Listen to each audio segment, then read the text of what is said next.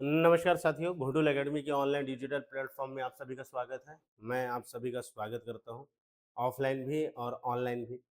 आज की क्लास में हम लोग पौधों में अलैंगिक प्रजनन के बारे में पढ़ेंगे। ये हमारे मेंस का भी सिलेबस है और लगभग जितने भी साइंस के एग्जाम आते हैं उन सारे एग्जाम्स में ये वाला टॉपिक आता ही है।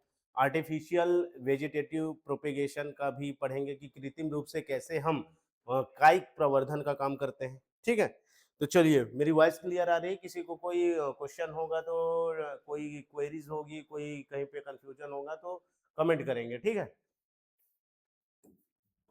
तो आज का मेन टॉपिक क्या है? पौधों में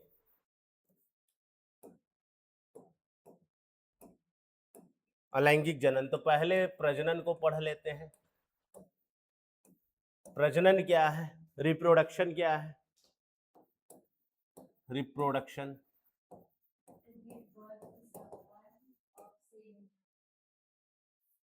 वेरी गुड। यहां पर लिखा हुआ है रिप्रोडक्शन मतलब रिप्रोड्यूस करना। रिप्रोडक्शन मतलब रिप्रोडक्शन, फिर से उसका production.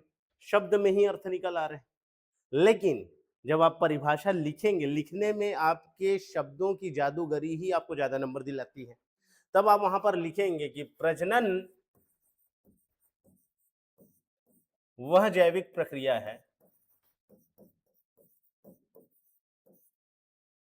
Reproduction is a biological process. Production तो हम लोग कारखाने में भी करते हैं, तो क्या उसको रिप्रोडक्शन बोलेंगे? नहीं, reproduction is a biological process. प्रजनन वह जैविक प्रक्रिया है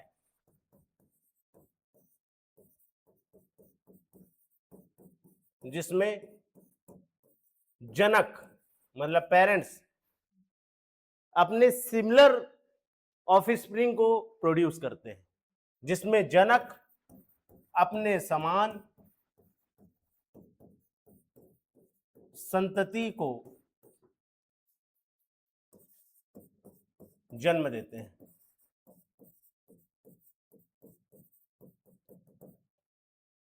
रिप्रोडक्शन वह प्रक्रिया है, मतलब reproduction is the biological process which in a parents produce similar to themselves offspring, अपने समान ऑफस्प्रिंग को, अपने समान संतान को।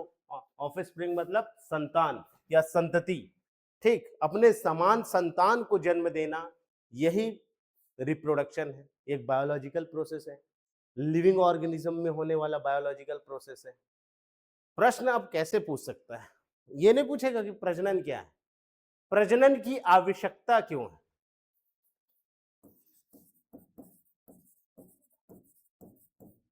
क्यों होना चाहिए प्रजनन? बताओ कि प्रजनन की आवश्यकता क्यों होनी चाहिए, क्या है उसका इंपॉर्टेंस, क्या है, प्रजनन क्यों जरूरी है?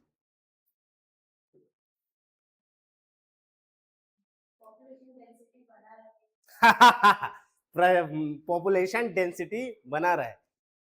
चलो, एक हिसाब से तुम सोचे हो, कुछ सोचे हो, और कुछ सोचे हो, वेरी गुड, कुछ तो सोचे हो।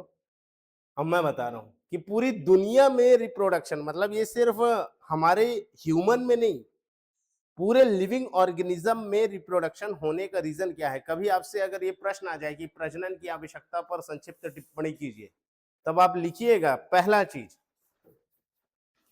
प्रजाति के अस्तित्व के लिए,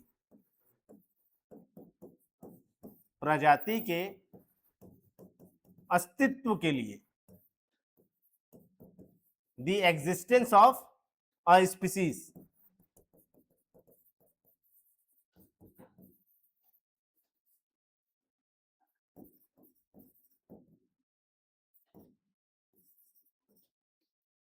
मान लो अगर कि बंदर लोग प्रजनन करना बंद कर दे, उनके में, या फिर डॉग, अभी सबसे ज्यादा डॉग चल रहा है ना, डॉग को सुप्रीम कोर्ट ने कहा कि इनको नरबंद किया जाए, इनकी नसबंदी कराई जाए और इनको खुलेआम फिर छोड़ा जाए, या फिर डॉग शेल्टर हाउस में इनको भेजा जाए।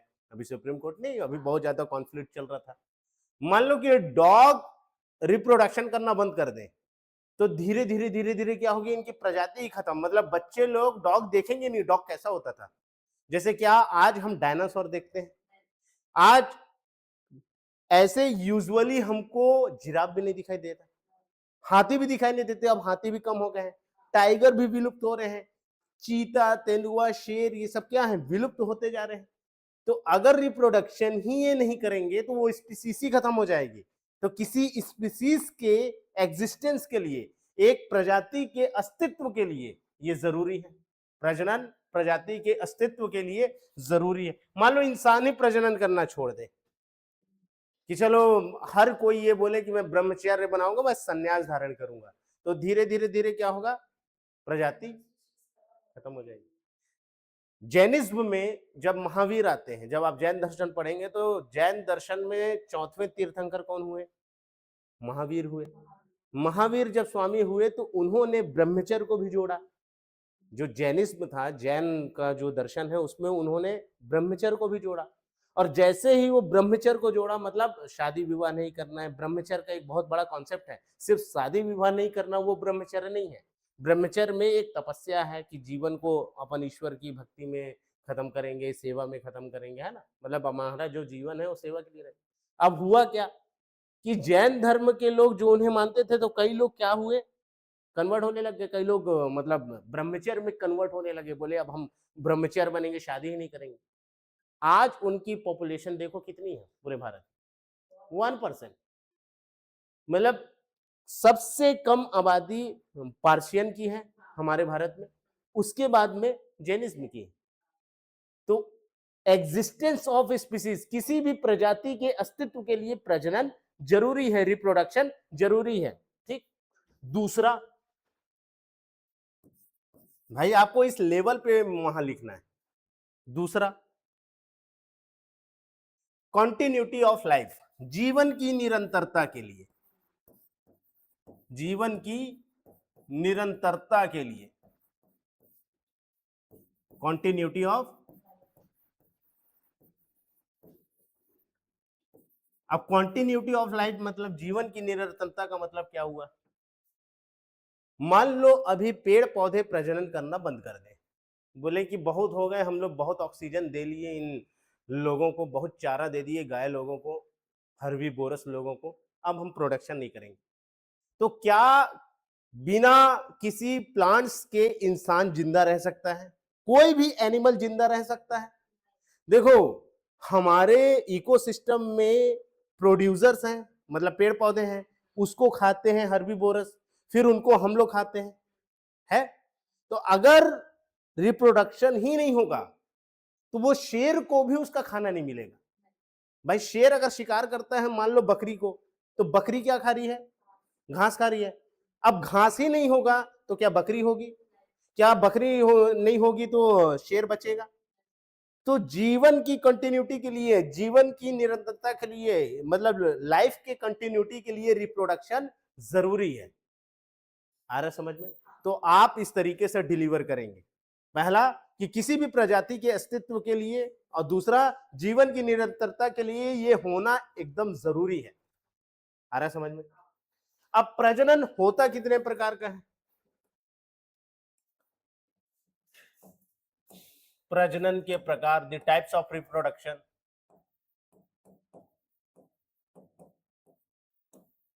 प्रजनन के प्रकार या टाइप्स ऑफ रिप्रोडक्शन दो प्रकार के होते हैं। और सब ये मैं एनिमल्स की भी बात कर रहा हूं और मैं प्लांट्स की भी बात कर रहा हूं। ठीक। एक्चुअल में आर्य छिटकर ने पूरे ऑर्गेनिजम्स को, मतलब पूरे जीव जंतुओं को 5 जगत में बांटा, मोनेरा, प्रोटिस्टा, फंजाई, एनिमिलिया और प्लांटी। पादप जगत, जंतु जगत, ठीक, कवक जगत, मोनेरा जगत, प्रोटिस्टा जगत, 5 जगत में बांटा। उससे पहले अरस्तु ने केवल 2 ही भागों में बांटा था, एक पादप जगत, एक जंतु जगत। जो चलते हैं, जो दूसरे पर निर्भर रहते हैं अपने भोजन के लिए, वो जंतु हैं, और जो अपना खाना खुद बना लेते हैं वो पादप है। फिर बाद में इनको और आर्य छिटकर ने आकर के क्लासिफाइड किया। तो प्रजनन जंतुओं में बोलो चाहे पादप में बोलो, 2 प्रकार के होते हैं।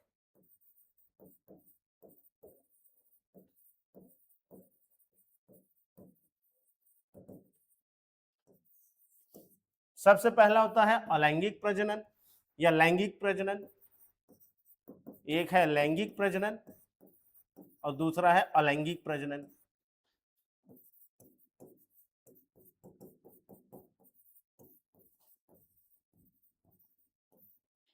एसेक्सुअल रिप्रोडक्शन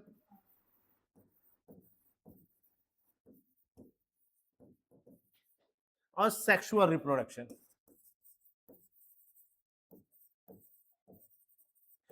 यूजुअली कॉमन शब्दों में हम लोग ये सोचते हैं कि सेक्सुअल रिप्रोडक्शन मतलब जहां सेक्स से बच्चे हो रहे हो वो सेक्सुअल रिप्रोडक्शन है, और जहां सेक्स की जरूरत ना हो वहां एसेक्सुअल रिप्रोडक्शन है। नहीं, जब आप मीन्स लिखेंगे तो अब आपको शब्द मैं बताया ना, शब्दों की जादूगरी ही, शब्दों का उपयोग ही, शब्दों की एक अच्छा तरीके से जो डिलीवर आप करोगे, एक्सप्रेस जो करोगे, वही आपको नंबर दे। क्या है भाई सेक्सुअल रिप्रोडक्शन और एसेक्सुअल रिप्रोडक्शन? सेक्सुअल रिप्रोडक्शन का मतलब होता है, लैंगिक प्रजनन का मतलब होता है दो अलग अलग प्रजनन की वह प्रक्रिया जिसमें हमें दो अलग अलग लिंग वाले जनकों की जरूरत पड़ती है। दो अलग अलग जेंडर के, या दो, एक्चुअल में लिंग को इंग्लिश में सेक्स कहते हैं, ठीक। जो जेंडर वर्ड है वो एक्चुअल में सेक्स का मतलब होता है लिंग। तो दो अलग अलग लिंग के जनकों की जरूरत पड़ती है जब प्रजनन के लिए। प्रजनन की वह प्रक्रिया जिसमें दो अलग अलग जनक, मैं बोल रहा हूं मतलब पेरेंट्स, दो अलग अलग जनकों की आवश्यकता होती है, जहां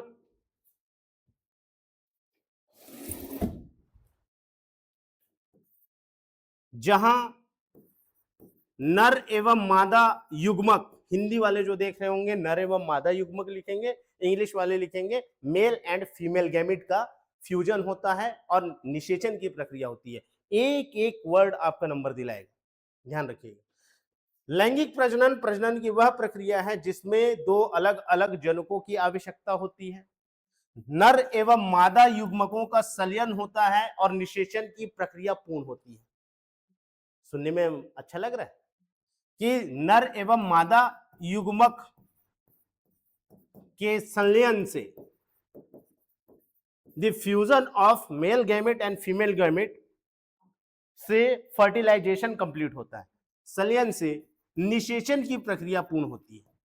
मतलब लैंगिक प्रजनन के लिए मेल गैमेट और फीमेल गैमेट का होना जरूरी है, निषेचन होना मतलब फर्टिलाइजेशन होना जरूरी है, मेल गैमेट जाकर के फीमेल गैमेट को टच करता है, तब इन दोनों का फ्यूजन होता है, ठीक। तो नर एवं मादा युग्मक के संलयन से निषेचन की प्रक्रिया पूर्ण होती है। और सबसे बड़ी बात कि एसेक्सुअल रिप्रोडक्शन और सेक्सुअल रिप्रोडक्शन, लैंगिक प्रजनन और लैंगिक प्रजनन में लैंगिक प्रजनन का इतना इंपॉर्टेंस क्यों है? वो इसलिए है क्योंकि जो जन्म लेने वाला बच्चा है या संतान है या ऑफस्प्रिंग है या संतति है, वो अपने माँ बाप से अलग होती है। माँ का भी गुण आएगा 50%, पापा का भी गुण आएगा 50%। अब ये क्लोन नहीं है, हूबहू अपने माँ बाप की कॉपी नहीं है, उसकी इंडिविजुअल क्वालिटी आ गई। अब 50% मैंने पापा का लिया, 50% मैंने मम्मी का लिया। अब मेरी जो क्वालिटी है, मेरा जो जेनेटिक है, मेरा जो आनुवंशिक मटेरियल है, मेरा जो जेनेटिक मटेरियल है, वो अपने मम्मी से और अपने पापा से अलग है, ठीक है। तो संतान का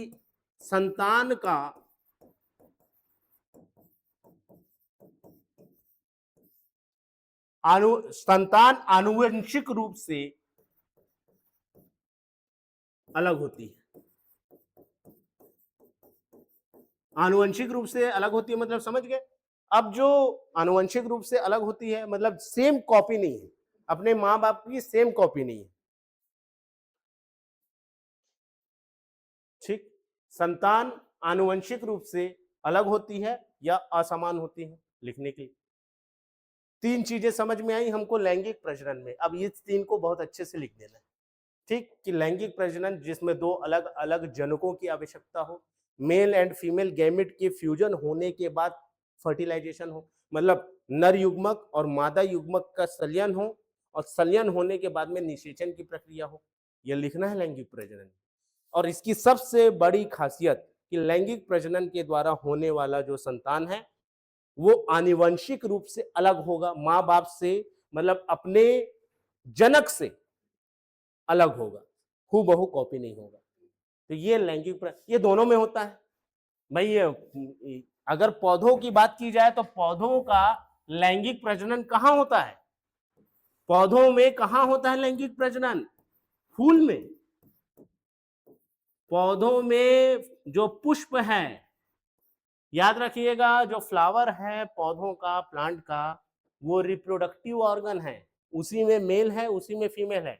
कई सारे ऐसे प्लांट हैं जिसमें मेल फ्लावर अलग होता है, मतलब एक अलग फ्लावर होगा जिसमें मेल पार्ट रहेगा और एक अलग फ्लावर होगा जिसमें फीमेल पार्ट रहेगा। पपीता, उसमें धतूरा, कई सारे धतूरा के ऐसे प्लांट्स हैं जिसमें मेल पार्ट अलग होगा, फीमेल पार्ट अलग होगा। सोचो एक ऐसा फ्लावर निकला है जिसमें कार्पल है, मतलब फीमेल पार्ट है, और एक है मेल पार्ट जिसमें अलग फ्लावर है। ऐसा भी होता है। फिर वो दोनों ये मेल से पॉलन ग्रेन से निकल करके जाते हैं और टच करते हैं। मैं पुष्प के टॉपिक में इसको पढ़ा दूंगा, और पुष्प का टॉपिक जो मैं पढ़ा चुका हूँ उसमें ये सारी चीजें मैं बता चुका हूँ। लेकिन पुष्प जो है सेक्सुअल रिप्रोडक्शन है, और सेक्सुअल रिप्रोडक्शन में हम बाद में पढ़ेंगे, पहले एसेक्सुअल पढ़ना पड़ता है। तो जब इसके वीडियो का सीक्वेंस बनेगा तो ये वीडियो पहले डलाएगा। अभी जब इसको अभी ऐप में हम लोग डालेंगे ना, तो एसेक्सुअल रिप्रोडक्शन पहले पढ़ते हैं, फिर सेक्सुअल रिप्रोडक्शन। और यहाँ से प्रश्न आता ही है, किसी भी एग्जाम में यहाँ से प्रश्न आता ही आता है। पीएससी हो चाहे मेंस हो चाहे कोई भी साइंस का एग्जाम हो, या तो पुष्प से प्रश्न पूछेगा, मतलब सेक्सुअल रिप्रोडक्शन से, या फिर एसेक्सुअल रिप्रोडक्शन से। तो पुष्प के बारे में मैं बता दिया हूँ। इंसानों में तो मालूम है कि नर एवं मादा युग्मक का होता है। पुष्प में जो होता है वो लैंगिक प्रजनन होता है, ये क्या बोलते हैं, सेक्सुअल रिप्रोडक्शन का ऑर्गन है। अब अलैंगिक प्रजनन के बारे में बात करते हैं। अभी तुमको ये भी पता चलेगा कि जंतुओं में भी, एनिमल्स में भी एसेक्सुअल रिप्रोडक्शन होता है। Yes, no no dear, animal kingdom में जो हाइड्रा है, हाइड्रा में कैसा होता है, हाइड्रा एक एनिमल है, उसका जैसे मान लो उसका हाथ टूटता है, हाथ टूट करके एक नया अपना बॉडी बना लेता है। यस, रीजनरेशन की प्रक्रिया, लेकिन वहां पर उसको रीजनरेशन नहीं करते हैं, मुकुलन कहते हैं, बडिंग कहते हैं। रीजनरेशन हो गया, और एक तो वो क्या, मुकुलन आएगा, पुनरुद्भवन आएगा, हिंदी में उसको पुनरुद्भवन कहते हैं। अभी सब मैं बताऊंगा। तो अलैंगिक प्रजनन की प्रक्रिया क्या होती है? जस्ट इसका ऑपोजिट। यहाँ दो अलग अलग जनकों की आवश्यकता थी, यहाँ केवल एक जनक की आवश्यकता होती है, केवल एक पेरेंट्स की जरूरत होती है।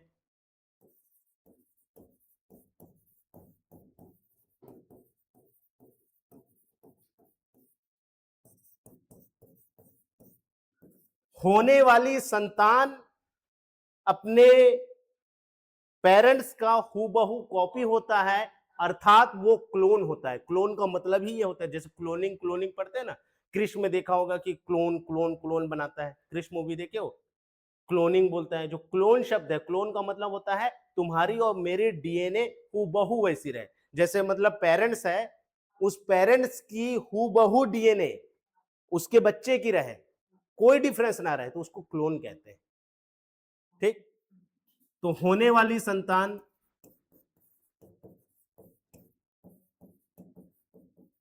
आनुवंशिक रूप से समान होती है, मतलब जो जेनेटिक ऑर्डर इसका होगा वही जेनेटिक ऑर्डर अपने बच्चे का भी होगा।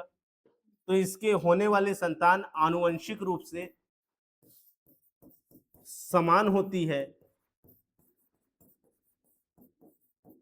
अर्थात क्लोन होती है।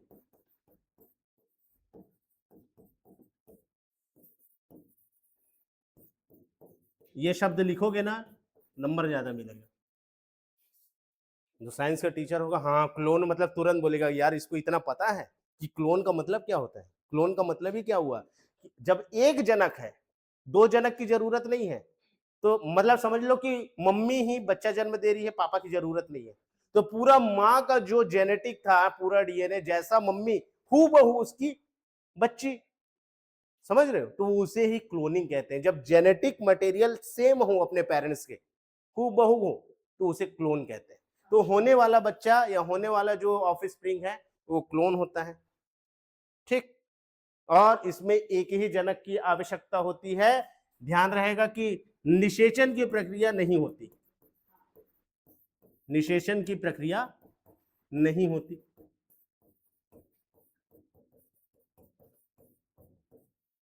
तो अभी अब हम पढ़ रहे हैं एसेक्सुअल रिप्रोडक्शन प्लांट में। किसमें? अब यहां पर मैं बोला कि भाई एसेक्सुअल रिप्रोडक्शन जो है जंतुओं में भी होता है, तो जंतुओं में किसमें होता है? तो याद रखना, जंतुओं में जो हाइड्रा है, हाइड्रा में एसेक्सुअल रिप्रोडक्शन होता है। उसमें माँ बाप की जरूरत नहीं पड़ती, उसका एक पार्ट टूटता है और टूट करके वो नया पार्ट बना लेता है, तो उसको रीजनरेशन कहते हैं, ठीक है।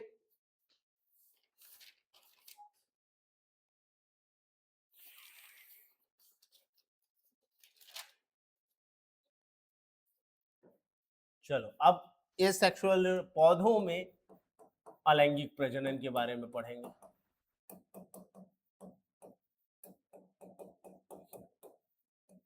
क्योंकि मेंस में जो पौधों का लैंगिक प्रजनन है, पौधों में जो जंतुओं में अलैंगिक प्रजनन वाला टॉपिक ही नहीं, उसमें सीधा लिखा है मनुष्यों में प्रजनन। तो मनुष्यों में प्रजनन मतलब जंतुओं में प्रजनन, और वो प्रजनन को मैं पढ़ा चुका हूं। तो हमको यहाँ पर अब पादप का अलैंगिक प्रजनन पढ़ना है, पुष्प भी पढ़ा दिया। तो पौधों में अलैंगिक प्रजनन, एसेक्सुअल रिप्रोडक्शन इन प्लांट।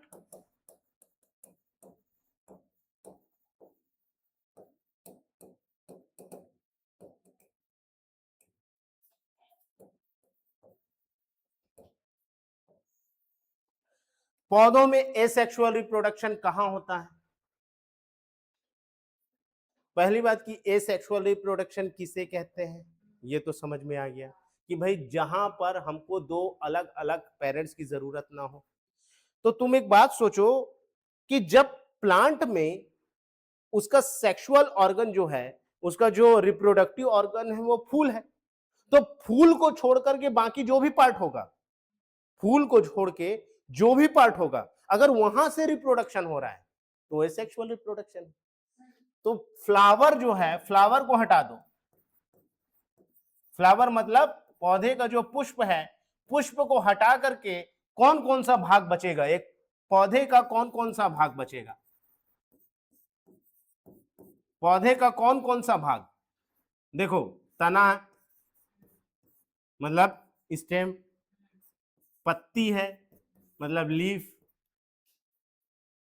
जड़ है, जड़ को हिंदी में और अच्छे से लिखना तो मूल लिखना, जो मूल होता है उसका मतलब रूट होता है, ठीक। तो पौधे का तना हो गया, पत्ती हो गया, जड़ हो गया, और बताओ फ्लावर को छोड़ के और पार्ट बताओ, पेड़ों में तुम क्या क्या देखो? अच्छा, पेड़ में जो पूरा पेड़ होता है, पेड़ में दो सिस्टम होते हैं, ये सिस्टम भी जान लो।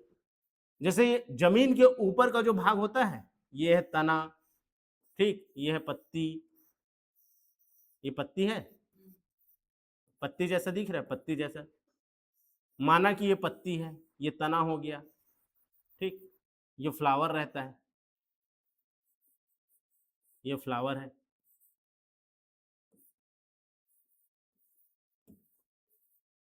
तो जमीन के ऊपर को जो सिस्टम है, मतलब जिसमें तना है, पत्ती है, फूल है, फल है, इसे शूट सिस्टम कहते हैं। क्या कहते हैं? हिंदी में इसे प्ररोह तंत्र कहते हैं, ठीक। और जमीन के नीचे जो रहता है ये जड़ है, तो जड़ है तो इसे जड़ तंत्र कहते हैं, रूट सिस्टम कहते हैं। तो पूरे प्लांट्स का जब एनाटॉमी हम पढ़ते हैं, उसके भागों के बारे में जब पढ़ते हैं, तो सबसे पहले इसको दो तंत्रों में बांट देते हैं। ऊपर वाले को कहते हैं प्ररोह तंत्र और नीचे वाले को कहते हैं जड़ तंत्र, ठीक है। मैं तुमसे ये पूछ रहा हूं कि अगर पेड़ में से फ्लावर को हटा दो तो कौन कौन सा भाग बचा? तना बचा, पत्ती बचा, फूल, ये क्या बोलते, मूल मतलब जड़ बचा, ये जड़ है। और याद रखना, अगर आप फूल को हटाओगे तो आपको फल भी हटाना पड़ेगा और बीज भी हटाना पड़ेगा। क्यों? क्योंकि फूल में ही बीज बनते हैं और फूल में ही फल बनते हैं। पहले फूल बनता है, उसके बाद फल बनता है। फूल बनता है, उसके बाद फल बनता है। एक सही फल जिसको ट्रू फ्रूट कहते हैं, फ्रूट को भी दो भागों में बांटा गया है, एक फॉल्स फ्रूट, एक ट्रू फ्रूट। लेकिन फ्रूट कोई सा भी हो, वो फ्लावर के ही पार्ट से बनता है। अगर अंडाशय से बन रहा है, ओवरी से बन रहा है, जैसे फ्लावर के भाग को अपन बांटे ना, फ्लावर में मैं पढ़ाया हूं, जो स्टिग्मा स्टाइल ओवरी होता है, अगर ओवरी से फ्रूट बना है तो वो ट्रू फ्रूट है। और अगर ओवरी को छोड़ करके वो किसी सेपल से बन गया है, टेपल से बन गया है, या पेटल से बन गया है, मतलब दल से, पंखुड़ी से बन गया है, या बाह दल से बन गया है, कटहल हरा हरा बताया था उसका मैं, तो वो सब क्या है? फॉल्स फ्रूट है। लेकिन फूल से ही फल बनेगा और फल में ही बीज रहेगा। तो जब आप फ्लावर को हटाओगे तो अपने आप फल और बीज आपको हटाना पड़ेगा, ये तीनों को हटाना पड़ेगा। तो ध्यान रहे जो मैं कहना चाह रहा हूं, पौधे के फूल, फल और बीज को हटा दो, बाकी कौन कौन सा भाग बचा? तना, पत्ती, जड़, और एक और चीज बता रहा हूं जिसको कहते हैं बड। बड मतलब कली। भाई फ्लावर बनने से पहले भी वो क्या बनता है? कली बनता है। और जरूरी नहीं है कि वो फ्लावर में ही होता है। आलू देखे हो? आलू, आलू में जो हरा हरा निकलता है, भाई वो तो फूल नहीं है, वो तो फूल नहीं है, लेकिन उसको अपन बड कहते हैं, कली ही कहते हैं, उससे नया आलू निकल जाता है। उसी के बारे में अभी मैं बताने वाला हूं, क्या है वो। तो उसे कली कहते हैं, इसी को हिंदी में मुकुल भी कहते हैं, इंग्लिश में इसे बड कहते हैं। और बड दो प्रकार का होता है। कितने प्रकार का होता है? बड जो होता है दो प्रकार का होता है। एक होता है फ्लावरिंग बड, जिससे फ्लावर बनते हैं, मतलब जो कली से फूल बन जाए, ठीक। और एक होता है वेजिटेटिव, वेजिटेटिव बड।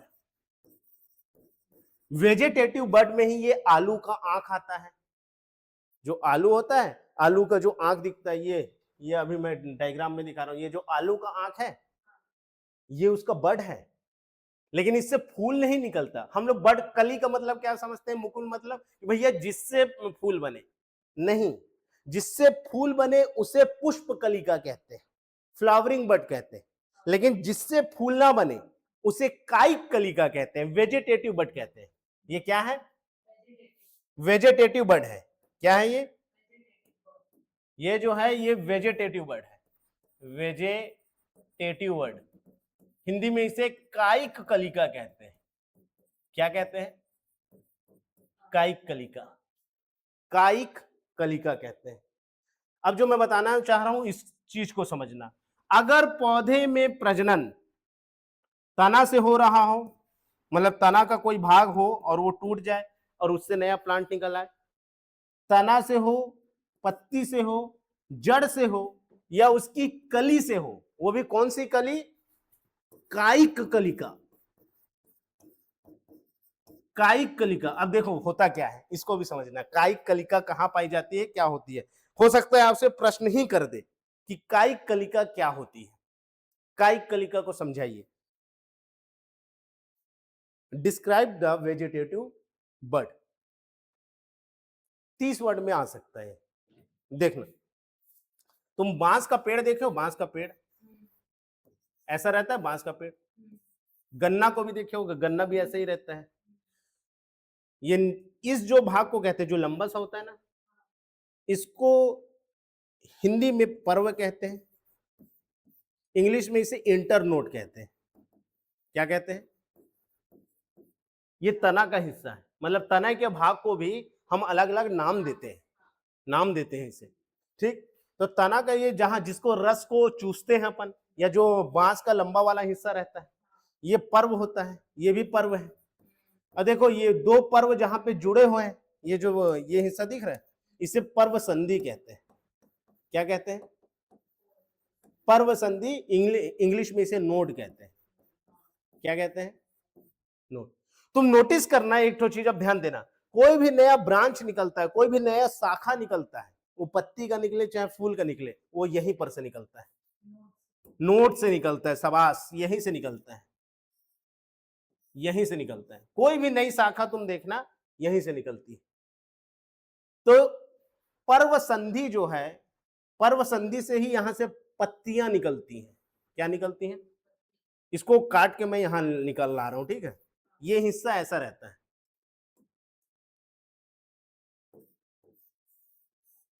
ये इसलिए आ सकता है क्योंकि जो अभी एग्जामिनर का मूड है, जब वो शून्य कोटि की अभिक्रिया पूछ रहा है, जो कि अभी सिलेबस में नहीं है, नहीं ना है, अभी आप 9th-10th के बुक में शून्य कोटि नहीं पढ़ोगे। वो केमिस्ट्री का एक पोर्शन है, शून्य कोटि अभिक्रिया आया हुआ है। तो मेरे को ये पूरा विश्वास है कि जब एग्जामिनर का मूड बनेगा तो 30 शब्दों में इसको भी पूछ सकता है, क्योंकि अगर मैं पेपर में एग्जाम का क्वेश्चन पेपर बनाऊं तो 30 नंबर में मैं इसको पूछ सकता है, 30 वर्ड में, 30 वर्ड में मैं इसको पूछ सकता हूँ। तो इसीलिए इसको थोड़ा सा भी बता दे रहा हूं। तो ये जो है, ये पर्व संधि हो गई। यहां पर ये क्या है? पर्व संधि। ये पर्व संधि से ही पत्ती जुड़ा रहता है, मतलब यहीं से पत्तियां निकलती हैं, पत्ती का जो शाखा है, ठीक। तो पर्व संधि और पत्ती जहां पर जुड़े रहते हैं इसे पर्ण कक्ष कहते हैं। क्या कहते हैं? हिंदी में इसे पर्ण कक्ष कहते हैं, इंग्लिश में इसे लीफ चैम्बर कहते हैं। हाँ, लीफ चैम्बर, क्योंकि यहीं से पत्तियां निकल रही हैं। तो पर्व संधि से ये क्या है?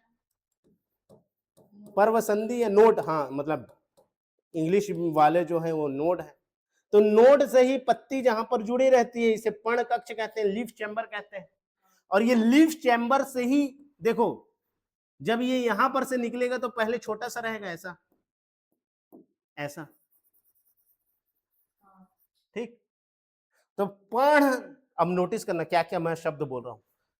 पर्ण कक्ष से पर्व संधि के पास पर्ण कक्ष में एक तना होता है और एक तने से कई सारी इमेच्योर पत्तियां, ऐसे इमेच्योर पत्तियां इन्वर्टेड करके रखती हैं।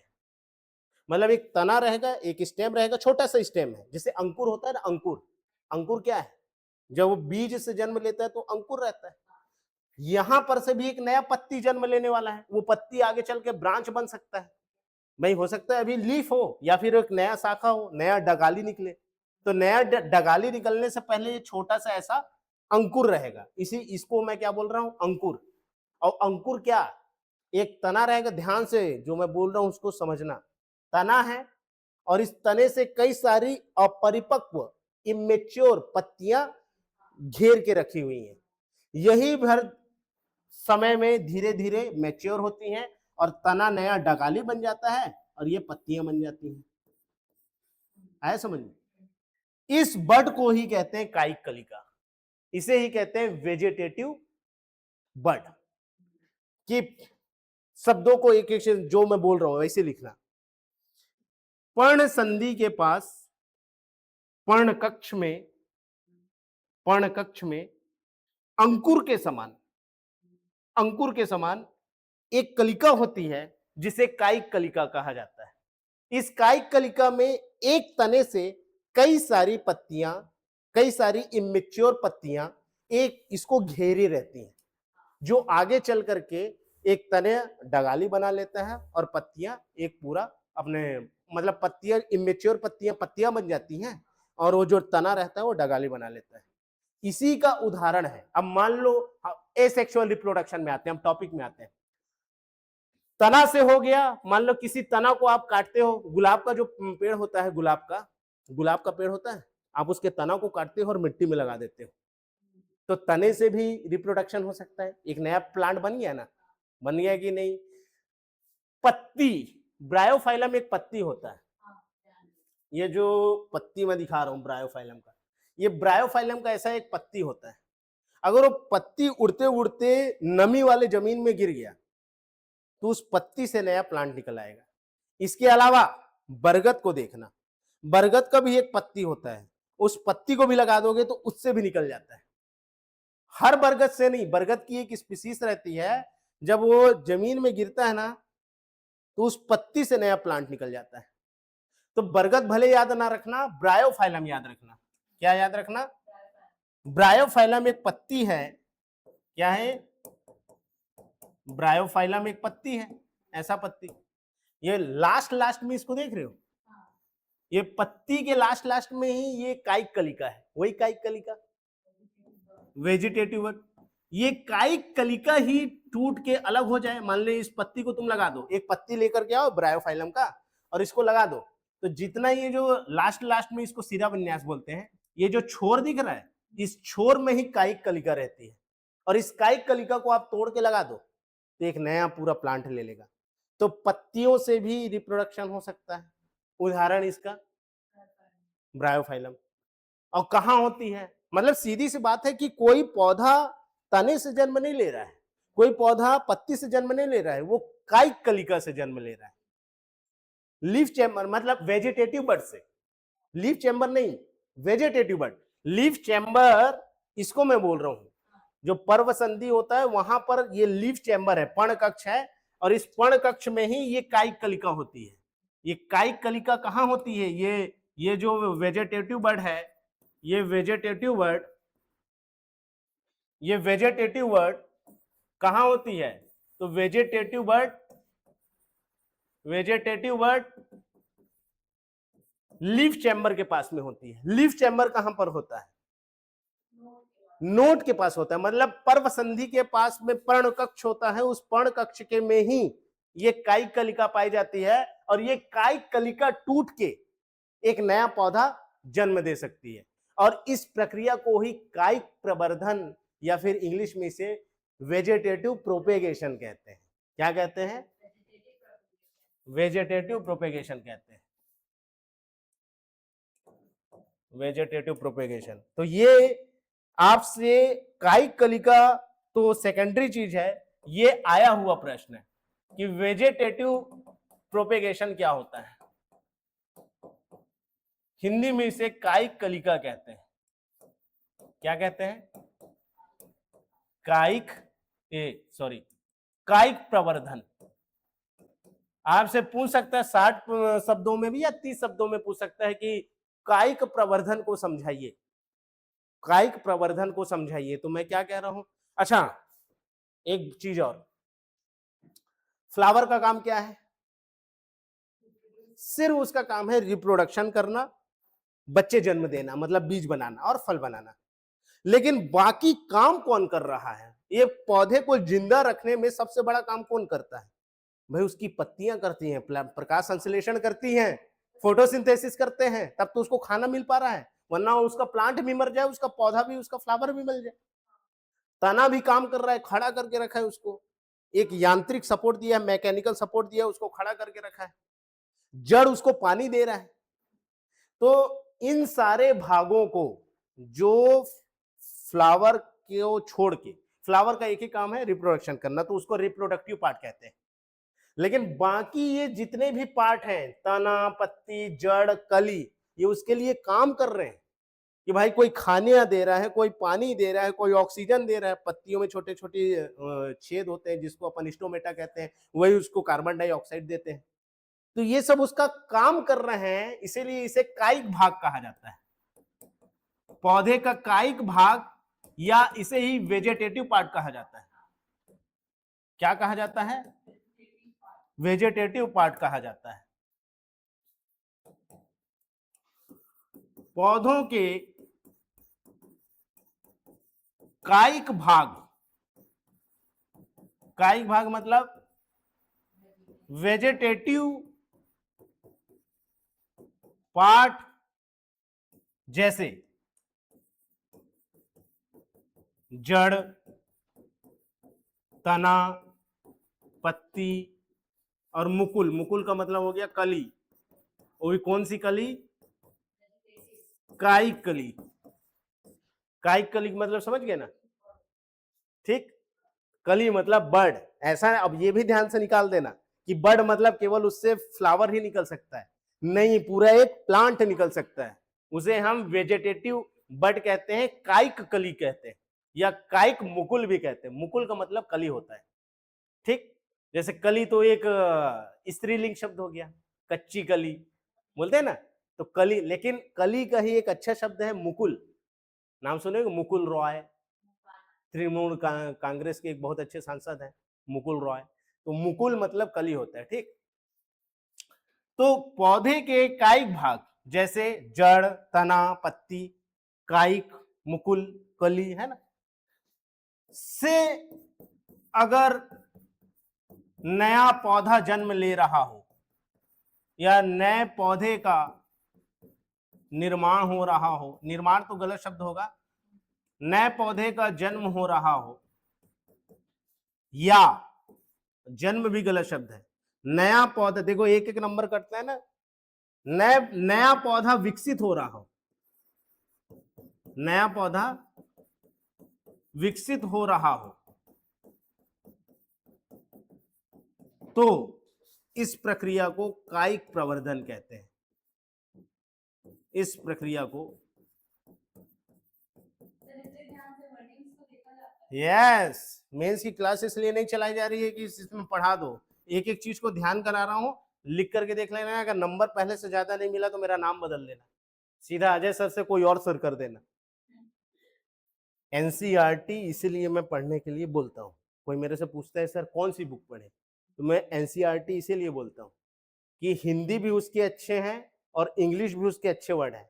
आप केमिस्ट्री लिखो तो केमिस्ट्री के वर्ड लगने चाहिए, हिंदी लिखो तो हिंदी के वर्ड होने चाहिए, आप अगर दर्शन शास्त्र लिख रहे हो तो दर्शन शास्त्र के वर्ड होने चाहिए। मेंस में नंबर कैसे आते हैं, आप उससे रिलेटेड वर्ड तो लिखो। 50%, 60% में नंबर में सिलेक्शन हो जाता है, सोचो 80% अगर आपको नंबर लाना है तो कैसे आएगा। अगर आप बायो पढ़ रहे हो तो बायो वाले वर्ड लिखो, कायिक प्रवर्धन लिखो, आ रहा है समझ में, वेजिटेटिव वर्ड लिखो, जड़, तना, पत्ती, मूल। जड़ जड़ जड़ लिखते हैं, उसको असली में हिंदी में ही लिखना है तो मूल लिखो, इंग्लिश में तो रूट है वो। तो कुछ एक्स्ट्रा अलग लिखोगे तब तो ज्यादा नंबर मिलेगा। मतलब मैं अगर कॉपी चेक कर रहा हूं तो मेरे को बाकियों के कॉपी से कुछ तो उसमें अलग दिखे, राइटिंग तो दिखे ही दिखे, कुछ वर्ड भी तो अच्छे दिखे, आ रहा है समझ में। तो वर्ड का बहुत, वोकाबुलरी का बहुत बड़ा असर पड़ता है, ठीक। तो पौधों के कायिक भाग जैसे जड़, तना, पत्ती, बर्ड से अगर नया पौधा विकसित हो रहा हो या जन्म ले रहा हो, जन्म भी बोल सकते हैं, यहाँ पे जन्म भी बोल सकते हैं, क्योंकि वेजे अभी बता रहा हूं ब्रायोफाइलम से टूटेगा तो नया पौधा जनरेट करेगा, तो उसको जन्म भी बोल सकते हैं। नया पौधा विकसित हो रहा हो तो इस प्रक्रिया को कायिक प्रवर्धन कहते हैं। क्या कहते हैं? कायिक, वेजिटेटिव प्रोपेगेशन कहते हैं। साधारण शब्दों में समझने के लिए, क्योंकि प्रीलिम्स वाले भी वीडियो देख रहे होंगे, जैसे आप अभी प्रीलिम्स के लिए भी देख रहे हैं। वेजिटेटिव प्रोपेगेशन का मतलब फ्लावर को छोड़ के अगर प्लांट के किसी भी भाग से नया पौधा बन रहा है तो वो वेजिटेटिव प्रोपेगेशन है। आगे सो, और यह इसमें लास्ट में लिखना, यह अलैंगिक प्रजनन का ही एक प्रकार है, क्योंकि यहां पर आप एक ही पौधे से नया पौधा बन रहा है। तो कायिक प्रवर्धन, vegetative propagation is a part of या is a type of sexual asexual reproduction. यह अलैंगिक प्रजनन का ही एक भाग है, का एक प्रकार है।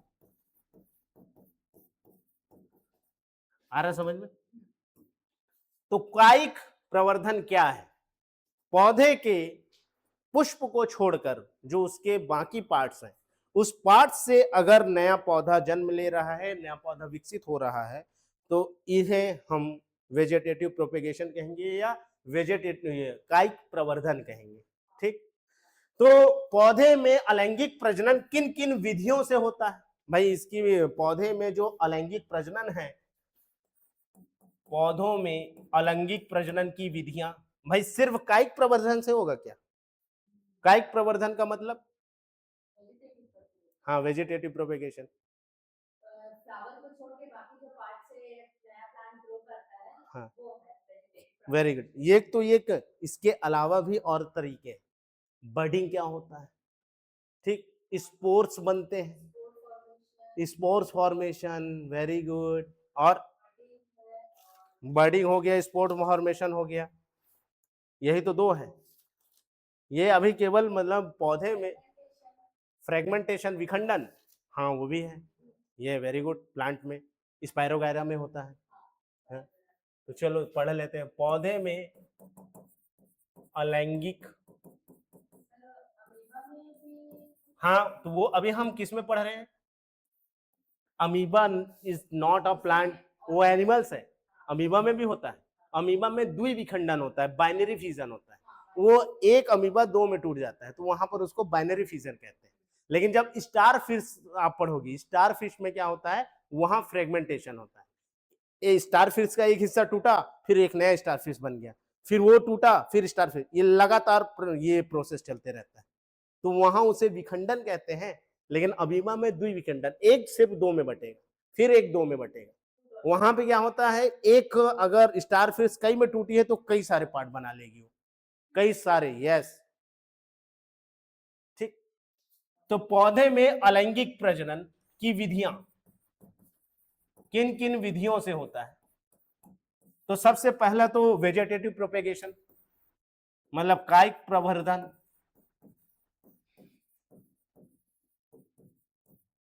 Vegetative propagation.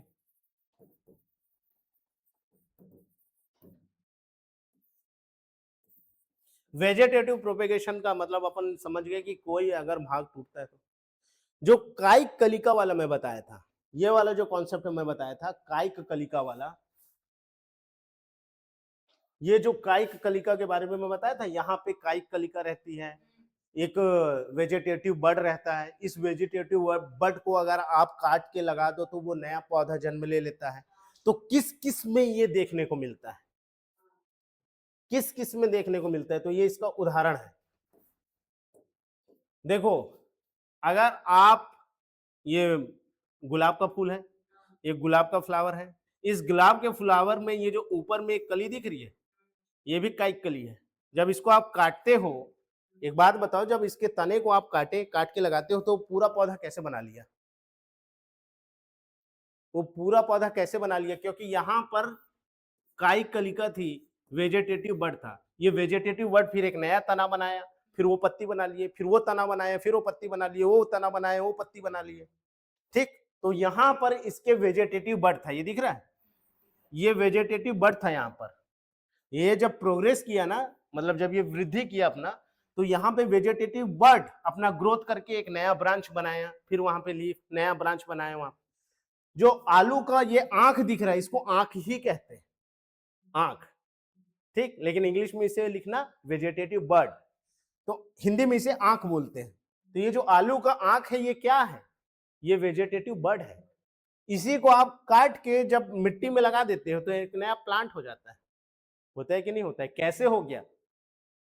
क्योंकि ये तना है, और ये तने से चारों तरफ से पत्तियां घेरी हुई है, इमेच्योर पत्तियां हैं, इनको पानी मिल जाएगा, इनको नमी मिल जाएगी, इनको गर्मी मिल जाएगी, तो एक नया पौधा बना लेंगे। ऐसा समझ।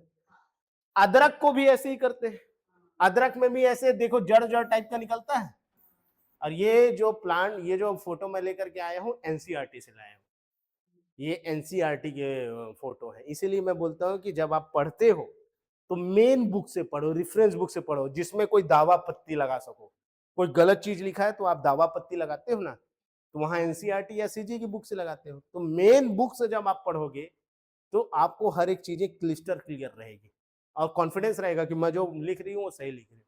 आ रहा है समझ? कोई नोट्स से मत पढ़ा करो कि गोटूल एकेडमी का नोट्स आया है साइंस का तो नोट से पढ़ ली, एनसीईआरटी को मेन बुक से पढ़ो, साइंस खासकर। तो ये जो अदरक है, ये जो निकला है, ये भी वेजिटेटिव बर्ड है।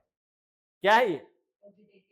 कायिक कलिका है ये कायिक कलिका को ही आप काटते हो और लगा दो रेत में। ज्यादातर ये रेत में ही निकालते हैं इसको, मतलब ऐसी जहां पानी स्टोर हो सके, ऐसे जगह में होता है।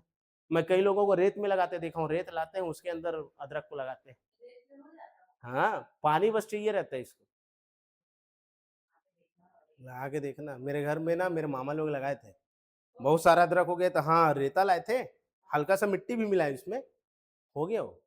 पानी स्टोर चाहिए, इसको पानी चाहिए रहता है, ठीक है। और वहाँ का क्लाइमेट का भी, वहाँ के मिनरल्स का भी असर पड़ता होगा, क्योंकि भाई वहाँ की जो थोड़ी सी मिट्टी मिलाते हो सकते हो अच्छी मिट्टी हो, समझ रहे।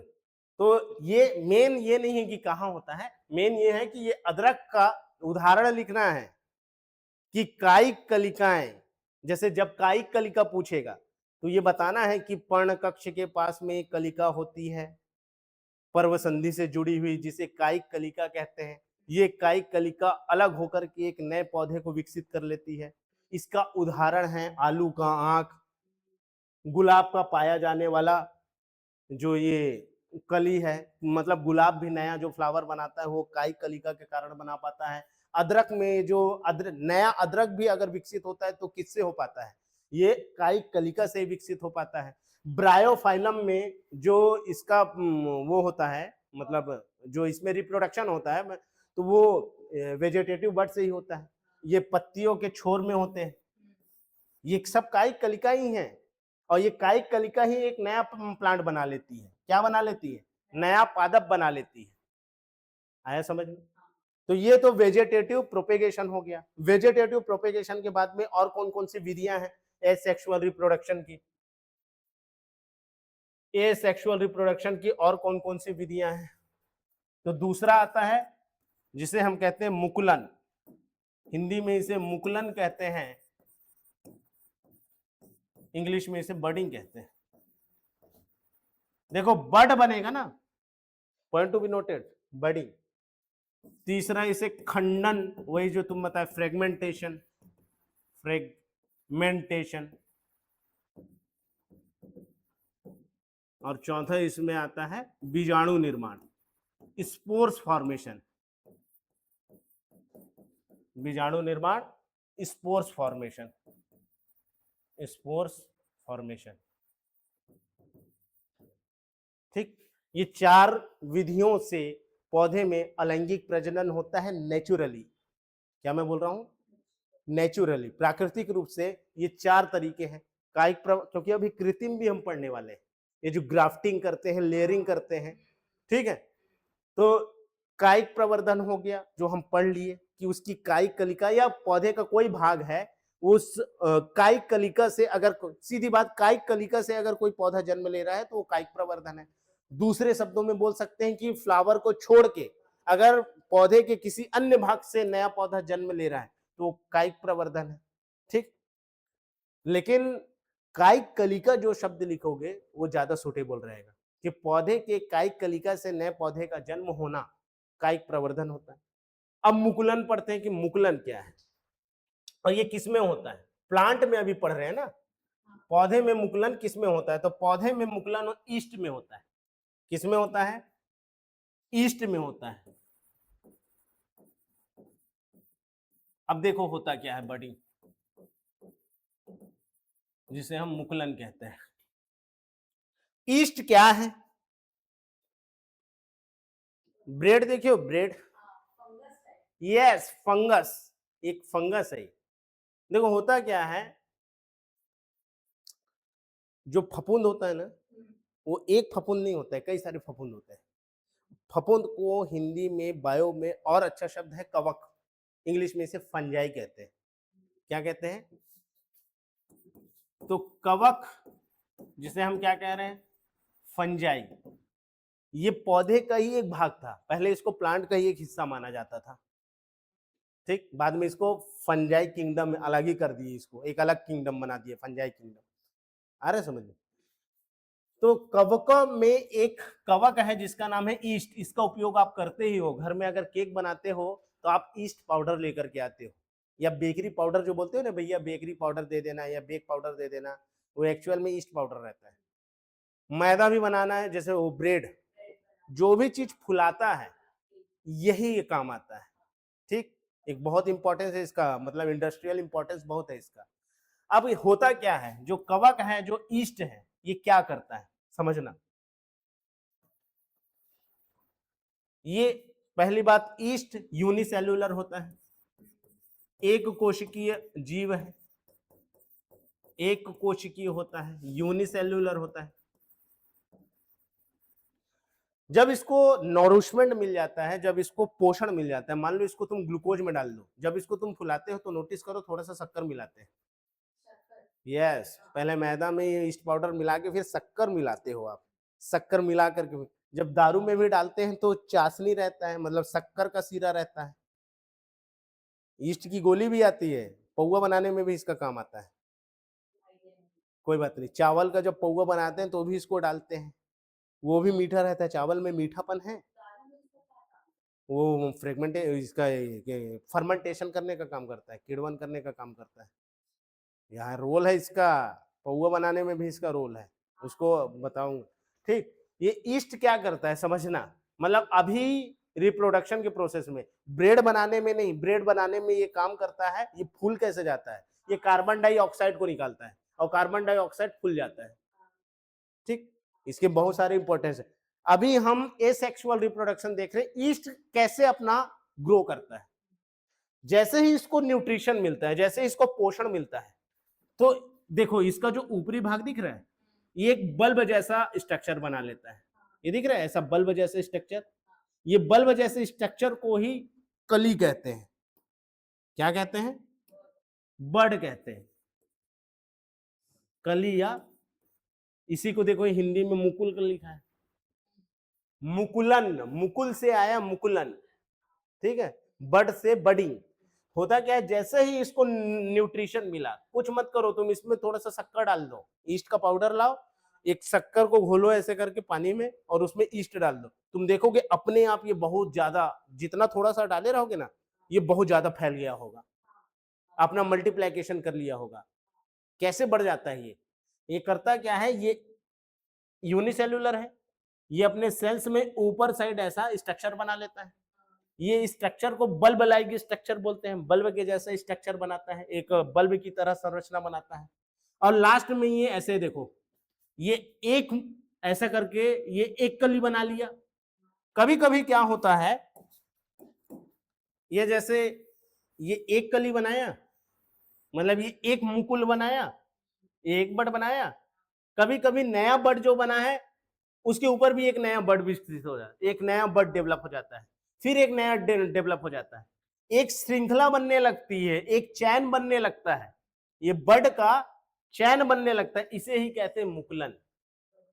कि ईस्ट में जब पर्याप्त पोषण मिल जाता है तो ये वृद्धि करते हैं, वृद्धि करके जो इनकी कोशिकाएं हैं एक बल्ब की तरह संरचना बनाती है, और बल्ब की तरह संरचना बनाती है तो एक नया कली विकसित होता है, एक नया मुकुल विकसित होता है।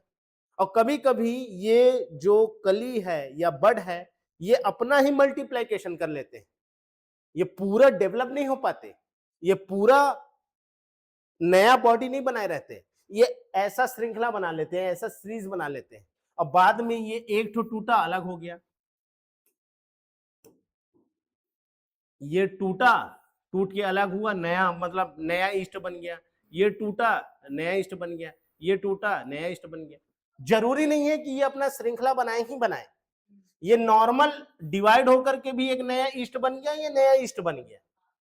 तो ईस्ट में कौन सी प्रक्रिया हुई, बडिंग हुई। कैसे हुई, यहां पर एक नया वो पर्ण कक्ष के पास में, लीफ चैम्बर के पास में कोई वेजिटेटिव बड नहीं था, ये अपना ही एक बड को विकसित किया। ये ईस्ट क्या किया, अपने ही सेल में एक स्ट्रक्चर बनाया, और वो स्ट्रक्चर फिर टूट के अलग हो गया और एक नया ईस्ट बना लिया। मतलब यहां पर भी दो गैमेट की जरूरत नहीं पड़ी, किसी चीज की जरूरत नहीं पड़ी, ये ईस्ट ने अपने दम पे किया, सिर्फ न्यूट्रिशन पाके। तो इसे भी एसेक्सुअल रिप्रोडक्शन का एक प्रोसेस बोलते हैं, एक विधि हुई। तो मुकुलन की क्रिया किसमें होती है, इसका सबसे अच्छा उदाहरण ईस्ट है। क्या होता है, जैसे ही नॉरिशमेंट पाएगा, एक बल्ब लाइक स्ट्रक्चर बना लेगा, वो एक नई कली ही है, क्योंकि एक नया ईस्ट बनने वाला है। कभी कभी ये जो नया कली रहता है वो श्रृंखलाएं बना लेती हैं, और ये श्रृंखलाएं बना करके इस श्रृंखला को ही, इस पूरी प्रक्रिया को ही मुकुलन कहते हैं।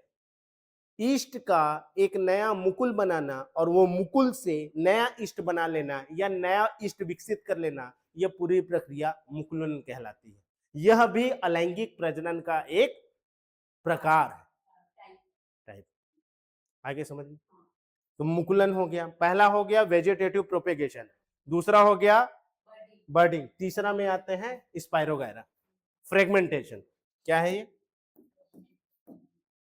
चीजें समझ में आ रही है दिव्या?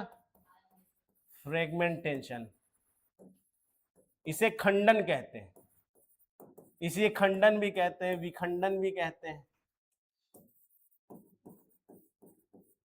अब इसमें होता क्या है, इसका सबसे अच्छा उदाहरण, अच्छा सभी का उदाहरण भी लिखना, अगर ज्यादा नंबर पाना चाहते हो मेंस में तो हर एक का उदाहरण लिखना और थोड़ा थोड़ा चित्र बनाना, ऐसा चित्र बना देना, मुकुलन ऐसा करके, ये यही ऐसा मुकुलन का चित्र हो गया। कायिक प्रवर्धन का कैसा चित्र बनाओगे?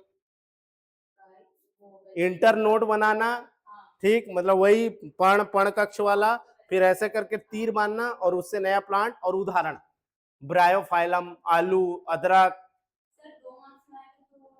नहीं नहीं, ज्यादा मार्क्स में आया तो 2 मार्क्स में आया, मान लो सिर्फ मुकुलन पूछा है तो मुकुलन का डायग्राम बनाना है, डायग्राम जरूर बनाना है, राइट है, और डायग्राम के नीचे लिखना है। देखो एक दो चीज नोटिस करो, इसमें लिखा है ईस्ट में मुकुलन द्वारा जनन, तो ऐसा चित्र में लिखना, मतलब चित्र बना के चित्र के नीचे नाम लिखना है, उसका लेबलिंग करना है, उसका भी नंबर मिलता है।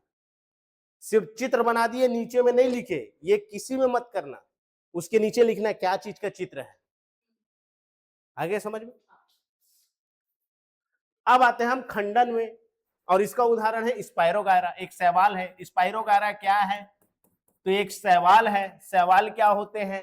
तो काई, जिसको अपन काई एल्गी बोलते हैं, तुम तो साइंस वाले हो तो तुमको पता है, आर्ट्स वाले लोगों को शैवाल ही शब्द समझ में नहीं आ रहा होगा भाई, जो साइंस ज्यादा नहीं पढ़े।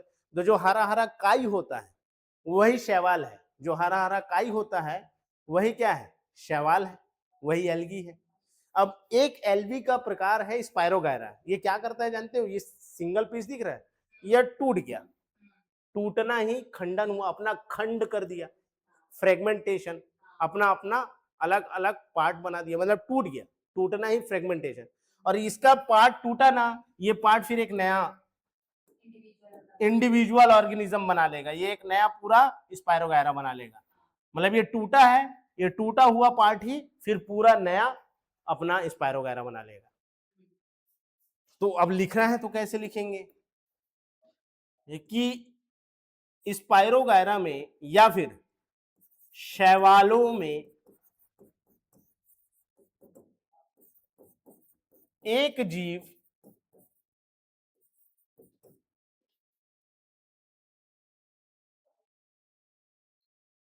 का खंडन होता है, खंडन हो जाता है, अर्थात इनकी शारीरिक संरचनाएं विभाजित हो जाती हैं। देखो कैसे शब्द लिख रहा हूं, देख रहे हो? शारीरिक संरचनाएं विखंडित हो जाती हैं, विखंडित होकर अलग अलग खंड में टूट जाती है, विखंडित होकर के अलग अलग हो जाती हैं।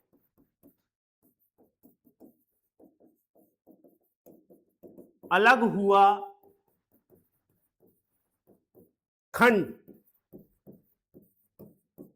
पुनः एक नया क्या बना लेता है? एक नया शैवाल बना लेता है, मतलब एक नया एल्गी बना लेता है। इसी को इंग्लिश में अपने हिसाब से लिखना कि ए थैलोफाइटा या ए थैलस, शैवाल को थैलस भी बोलते हैं, शैवाल की जो बॉडी होती है वो थैलस होती है, या थैलस को थैलमस थैलस होती है। ये शैवाल को उसमें भी स्ट्रक्चर में मैं पढ़ाया हुआ हूँ कि इसको थैलस बोलते हैं। इसमें पत्ती नहीं दिखता, तना नहीं दिखता, जड़ नहीं दिखता, इसीलिए इसको थैलस कहते हैं, ठीक है। अब इसका जो थैलस होता है ये अलग अलग पार्ट में टूट जाता है, फ्रेगमेंटेड हो जाता है, और फ्रेगमेंटेड होकर के ये एक नया पूरा अपना होल बॉडी बना लेता है, एक नया ऑर्गेनिज्म बना लेता है। तो इस प्रोसेस को ही हम फ्रेगमेंटेशन कहते हैं। फ्रेगमेंटेशन के बाद में क्या आता है? Spores formation. क्या होता है? स्पोर्स फॉर्मेशन, हिंदी में इसे कहते हैं बीजाणु निर्माण। पहली बात, जिन लोग अभी जो ऑनलाइन मुझे देख रहे होंगे और जिन्हें ये भी नहीं पता होगा, क्योंकि अगर वो साइंस के नहीं है तो उन्हें बीजाणु और बीज एक जैसे लग रहे होंगे। तो ध्यान रखना, जो बीज बनता है कैसे बनता है? बीज एक बच्चा है और बच्चे के लिए माँ बाप का होना जरूरी है, बिना माँ बाप के बच्चे नहीं बन सकते। तो बीज का जब फॉर्मेशन होता है तो वो नर युग्मक और मादा युग्मक के फर्टिलाइजेशन से होता है।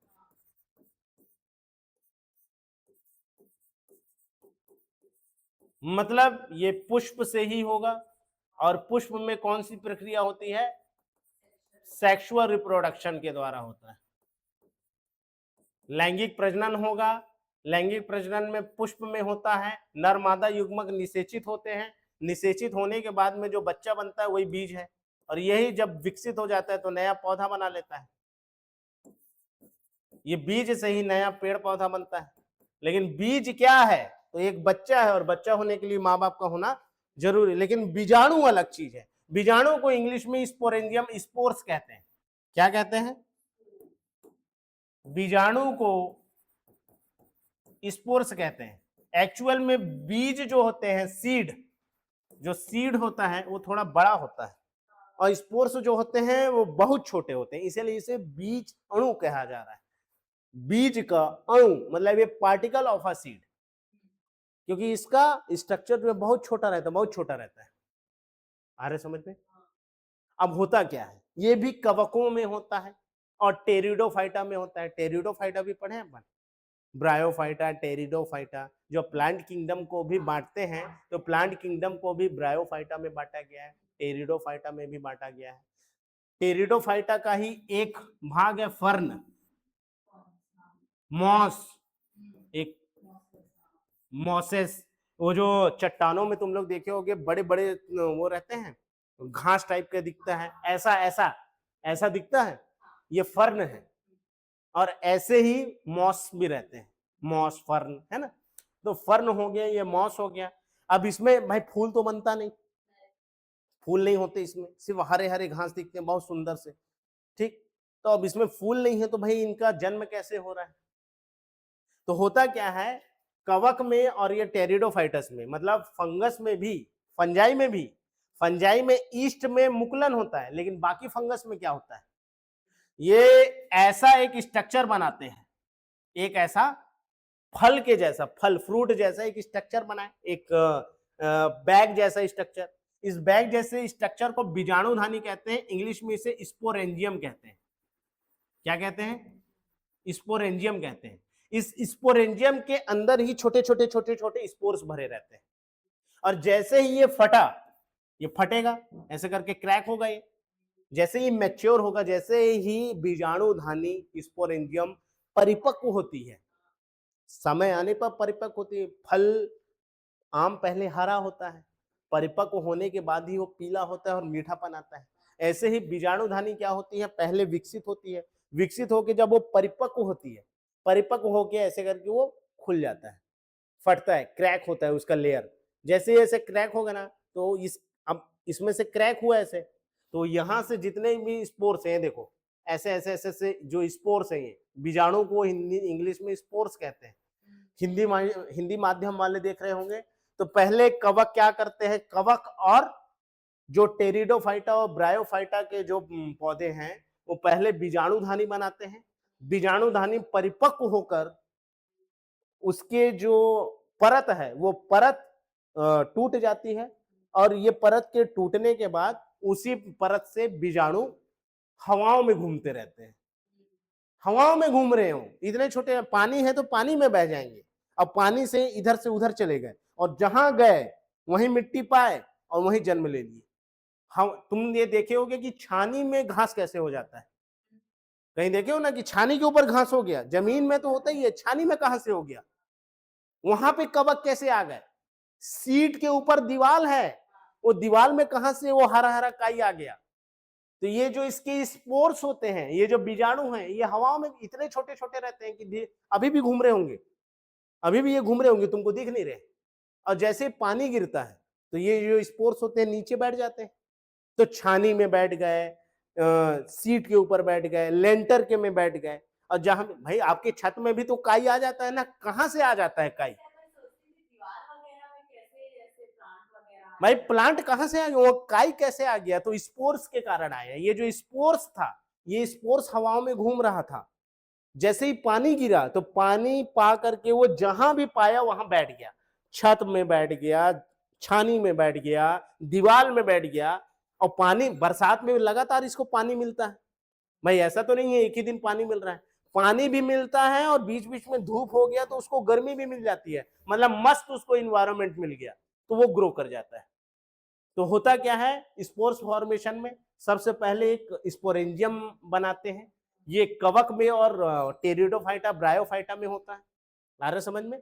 तो इन लोग पहले स्पोरेंजियम बनाते हैं, स्पोरेंजियम क्रैक होगा, ब्रेक होगा और स्पोर्स बनेंगे, ये स्पोर्स ही क्या होंगे आगे चल करके नया प्लांट बना लेंगे। तो यहां पर भी तो सेक्सुअल रिप्रोडक्शन की जरूरत नहीं पड़ी, यहाँ पे सिर्फ स्पोर्स का फॉर्मेशन हुआ, और स्पोर्स का जो फॉर्मेशन हुआ, बीजाणु का जो निर्माण हुआ, वो बिना किसी दूसरे गैमेट के हुआ, मतलब मेल और फीमेल की जरूरत नहीं पड़ी, एक पौधा बनाया और पौधा अपने आप फल बना लिया और फल के अंदर बीज थे, ऐसा समझ लो। लेकिन वहां फल बोलना बीज बोलना समझाने के लिए बता रहा हूं, लिख मत देना, क्योंकि फूल मतलब reproductive part, sexual reproductive part, आ रहा है समझ। तो ये एक बीजाणुधानी बनती है, बीजाणुधानी बनने के बाद में अब यहां पर स्पोर्स बन जाता है।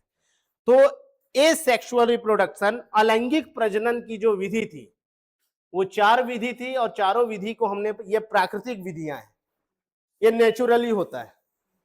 ब्रायोफाइलम का पत्ता टूटा, उसमें वेजिटेटिव बड थे, वेजिटेटिव बड से नया प्लांट जनरेट कर गया, आ रहा है समझ में।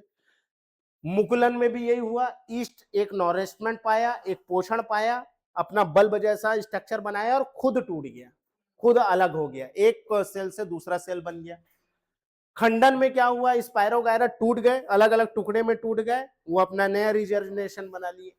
बीजाणु फॉर्मेशन में क्या हुआ, मतलब बीजाणु निर्माण में पहले बीजाणुधानी बना, स्पोरेंजियम बना, अब वो स्पोरेंजियम मैच्योर होकर के टूट गया, और टूट करके स्पोर्स हवाओं में बिखर गए, फिजाओं में बिखर गए, नदियों में बह गए, और वो नयापन वो बना लिए। ठीक है, जहां भी रहते हैं वो टूट करके, जो जैसे ही उनको एक अच्छा इन्वायरमेंट मिलता है वो ग्रो कर लेते हैं। ये नेचुरल रीजन था। अब हम अगर इसको आर्टिफिशियली करें कि भाई आप पौधे को काट के लगाते हो, जब अलैंगिक प्रजनन की प्रक्रिया ह्यूमंस के द्वारा की करवाई जा रही हो, तो उसे आर्टिफिशियल प्रोपेगेशन कहते हैं। क्या कहते हैं, आर्टिफिशियल प्रोपेगेशन कहते हैं। जब कायिक प्रवर्धन की प्रक्रिया, जब ये धुंधला तो नहीं दिख रहा है, दिख जा रहा है दूर से, क्योंकि यहां हम थोड़ा सा 1 मिनट लेट है, शायद 10 मिनट और बचा है, 10 मिनट खत्म कर लो। हाँ चलो दिख रहा है इसमें। होता क्या है, जब कायिक प्रवर्धन मतलब वेजिटेटिव प्रोपेगेशन, वेजिटेटिव प्रोपेगेशन का मतलब क्या हुआ, पौधे के किसी भाग से पौधे का जन्म लेना। ये अगर नेचुरली हो रहा हो, पत्ता अपने आप टूटा और जन्म ले लिया, तो ये नेचुरल है। लेकिन आप गुलाब के फूल को जाओ और तना को काटो, काट के लगाओ, तो आप ह्यूमन इसमें इन्वॉल्व हो रहा है। तो जब जब जब कायिक प्रवर्धन की प्रक्रिया, इंग्लिश में when the vegetative propagation by humans involvement, तो जब कायिक प्रवर्धन की प्रक्रिया मानवीकृत हो तो इसे कृत्रिम कायिक प्रवर्धन कहते हैं, आर्टिफिशियल वेजिटेटिव प्रोपेगेशन। देखो इंसान क्या है, इंसान एक विकसित मस्तिष्क है इंसान का।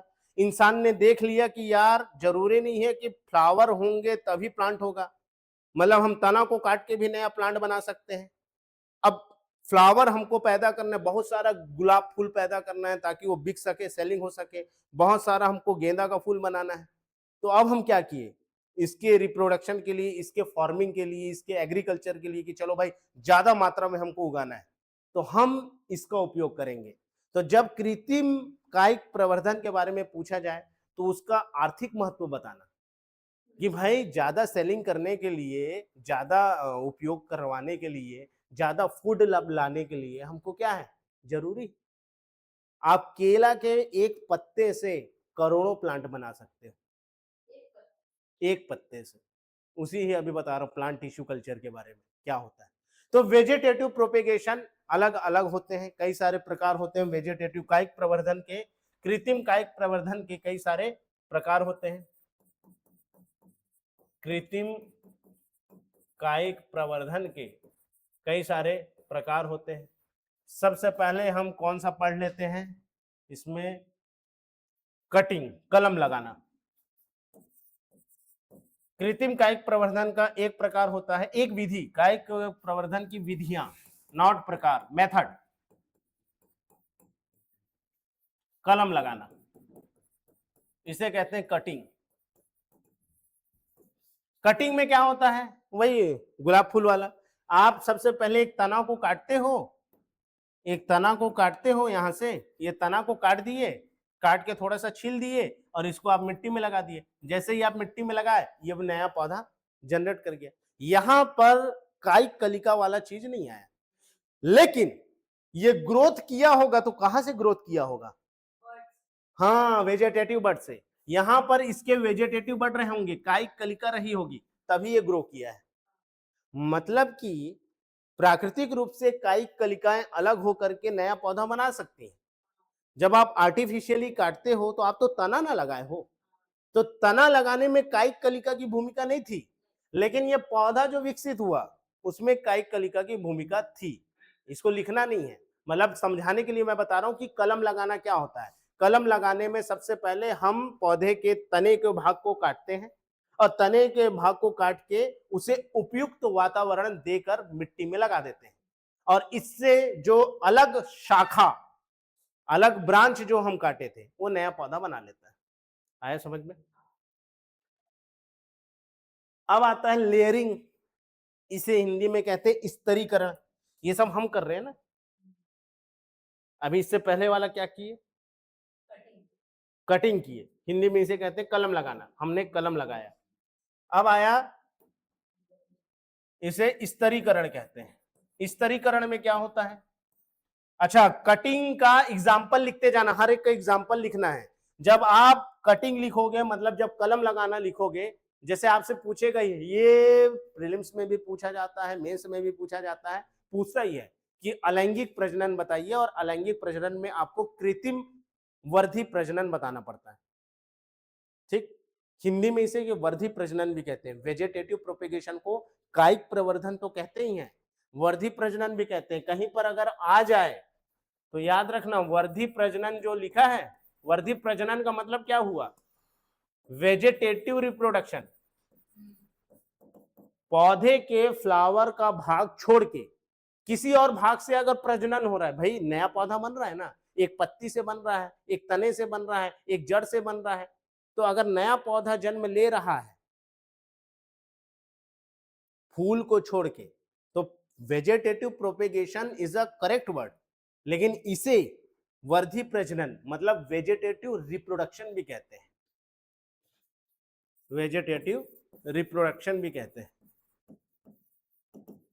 उसमें लिख देता हूं, क्या है इसका नोट्स जो रहेगा तो याद रहेगा ना इन लोगों को। वेजिटेटिव प्रोपेगेशन को वेजिटेटिव रिप्रोडक्शन भी कहते हैं,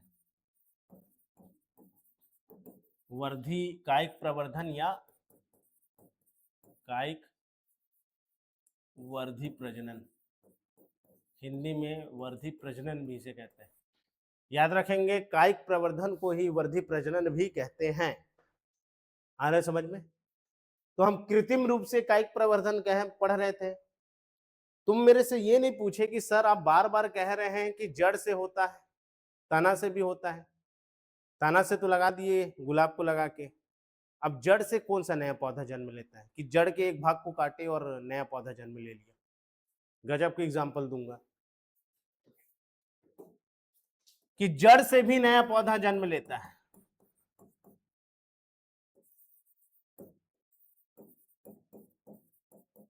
तुमको लगेगा तो सर जड़ से ही तो पौधा जन्म लेता है, नहीं, बीज से जन्म लेता है। वो बीज जड़ बनता है और प्रवाह तंत्र और जड़ तंत्र बनता है। केवल जड़ के एक भाग को काट दोगे तो भी वो नया पौधा बना लेगा। शकरकंद, वो जो कांदा खाते हो, लाल लाल कलर का जो कांदा रहता है उसको शकरकंद कहते हैं। उसके एक कांदा को लगाओगे तो नया प्लांट जनरेट हो जाता है। जो शकरकंद, शुगर कैन नहीं यार, शुगर कैन तो, हाँ स्वीट पोटैटो, शकरकंद, स्वीट पोटैटो, कांदा इसको बोलते हैं ना, छत्तीसगढ़ी में शायद इसको अपन कांदा बोलते हैं, शकर, स्वीट पोटैटो। और एक डहेलिया का प्लांट है, जो डहेलिया फ्लावर बोलते हैं ना, यस डहेलिया फ्लावर, आज इसको गूगल में देख लेना, डहेलिया प्लांट। तो जो डहेलिया प्लांट होता है वो भी जड़ से है।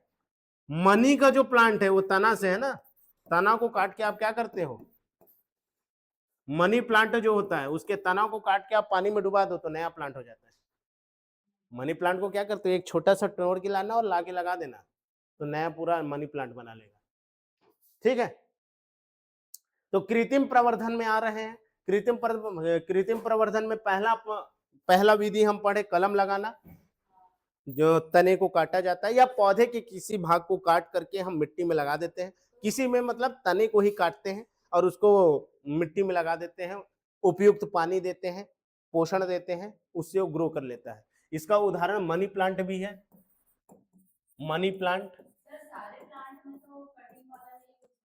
नहीं नहीं, सारे प्लांट में नहीं होता। अब अंगूर में ऐसा हो ही नहीं सकता, अंगूर में ऐसा हो ही नहीं सकता। इसका उदाहरण लिख लेना, कटिंग वाला गन्ना हो गया, गन्ना में यही किया जाता है। अभी मैं कौन सा पढ़ा रहा हूं,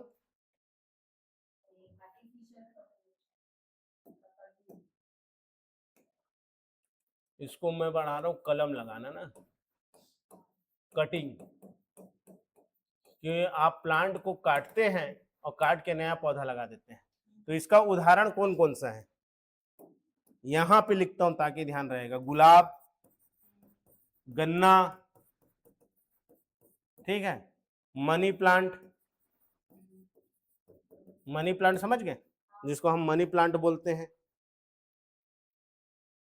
और बोगेनविलिया जानते हो, बोगेनविलिया बता रहा हूं, वो लाल लाल कलर का, जब रेलवे स्टेशनों में तुम देखे होगे लाल लाल कलर का फ्लावर रहता है, फोटो दिखा रहा हूं,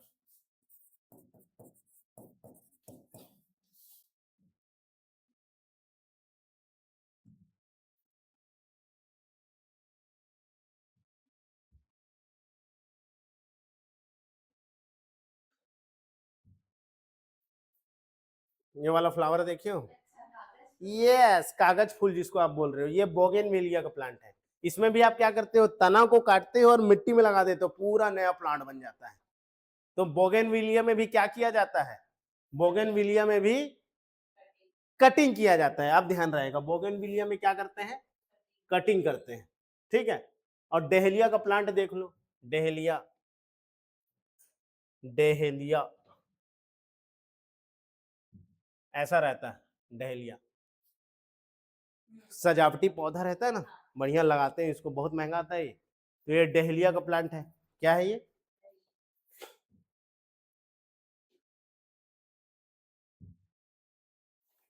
मतलब कलम लगाने के बाद में आता है, सिर्फ 10 मिनट का और बचा है, स्तरीकरण। स्तरीकरण में क्या करते हैं, लेयरिंग। ये उसका उदाहरण देख लिए ना, उसका उदाहरण कौन कौन सा था, गुलाब हो गया, गन्ना हो गया, मनी प्लांट हो गया, बोगेनविलिया हो गया। इन लोगों में क्या होता है, कलम लगाते हैं हम, उसको काटते हैं, काट करके नया मिट्टी में लगा देते हैं, नया पौधा बन जाता है। इसके बाद आता है स्तरीकरण, मतलब लेयरिंग। लेयरिंग में क्या होता है, इसका ये तना दिख रहा है, तना के एक बार, जैसे अंगूर का जो पैदा रहता है तना टाइप का रहता है, और मनी प्लांट भी जो रहता है तनी टाइप का रहता है। अब इसको क्या करो आप, ऐसे करके मिट्टी में दबा दो, इसके तने को, केवल सोचो इसके जो डगाली है, इस डगाली को आप मिट्टी में दबा, तो इस डगाली से भी नया ऐसा जड़ निकल आता है, ये ऐसा नया जड़, और ये आगे चल करके नया प्लांट बना लेता है। ये देखो, मतलब इसका हिस्सा ही, केवल ये जो हिस्सा था, ये हिस्सा ही आगे चल करके क्या बना लिया, एक नया प्लांट बना लेता है, नया पादप बना लेता है। इसे ही स्तरीकरण कहते हैं। पौधे के एक भाग को या पौधे के शाखित भाग को, शाखा निकली हुई है, उसको मिट्टी में दबा दिया जाता है। उस भाग से कुछ दिनों बाद एक नया जड़ तंत्र विकसित होता है और वही फिर नया पौधा बना लेता है। क्या बना लेता है? नया पौधा बना लेता है। इसका उदाहरण अंगूर है और चमेली का फूल है। समझ, अंगूर में यही करते हैं, ऐसे करके अंगूर का प्लांट देखना तुम, वो जैसे तरोई होता है ना, वैसी नार टाइप का रहता है, थोड़ा सा हल्का सा मोटा भी रहता है वो। उसके एक भाग को ना मिट्टी में दबा दो तो वहां से नया पौधा निकल आता है। वो उस भाग से जो दबा है ना, वहीं से नया फूल निकल आएगा, ऐसा नया करके प्लांट निकल आएगा। फिर उसको दबा दो, फिर नया प्लांट निकल आएगा। ऐसी चमेली का फूल, उसके भी एक भाग को ऐसे मिट्टी में दबा दो, उसको पाट दो मिट्टी से। तो लेयरिंग में पौधे के एक शाखित भाग को मिट्टी में दबाया जाता है और उस भाग से नया प्लांट जनरेट कर लेता है। इसको पहले काटने की जरूरत नहीं है।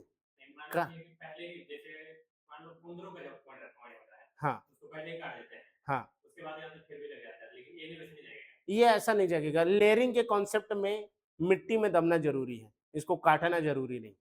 ठीक, क्योंकि इसको नॉरिशमेंट कहाँ से मिलेगा भाई, इसको खाना पानी कहाँ से मिलेगा? ये तो मेन प्लांट दे रहा है। जब तक ये जड़ तंत्र ना निकाले तब तक ये तो आरस में। इसके बाद में आता है ग्राफ्टिंग। ग्राफ्टिंग में क्या आता है? ग्राफ्टिंग क्या होता है, इस कॉन्सेप्ट को समझना है। एक शब्द होता है इसमें स्टॉक और एक होता है साइकॉन, सायोन।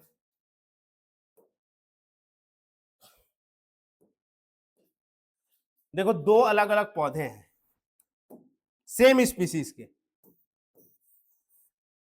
ये एक पौधा है, ये दूसरा पौधा है। मान लो ये मरने वाला है, ये सूखने वाला है, यहां पे मिट्टी उट्टी नहीं है। या फिर मैं क्या करूंगा, इसको यहां से काटूंगा, ये ऐसा करके काट दूंगा। यहां से पहले काटेंगे ऊपर वाला हिस्सा, जैसे ये ऐसा प्लांट है। ग्राफ्टिंग में समझना, ग्राफ्टिंग के लिए दो अलग अलग पौधे होते हैं। पहली बात, दो अलग अलग पौधे हैं, यहां के एक भाग को ऐसा काट दो, ये कट गया एक। अब देख रहे हैं ये ऐसा ऐसा बचा, ये कटा हुआ भाग है। अब यहां पर क्या करो, आप दूसरा पौधा लाके लगा दो इसमें। दूसरे पौधे को भी ऐसे करके काटना है तिकोना से और इसमें ला करके ऐसे लगा देना है। हाँ,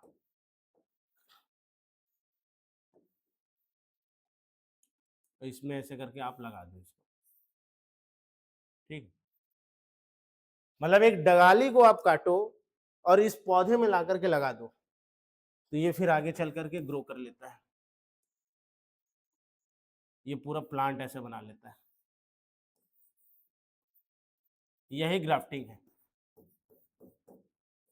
दो अलग अलग पौधों के बीच में क्या किया जाए। अच्छा, जो मदर प्लांट है जिसमें लगाया जा रहा है, इसको साइकॉन कहते हैं। ये देखो स्टॉक, क्या कहते हैं इसको?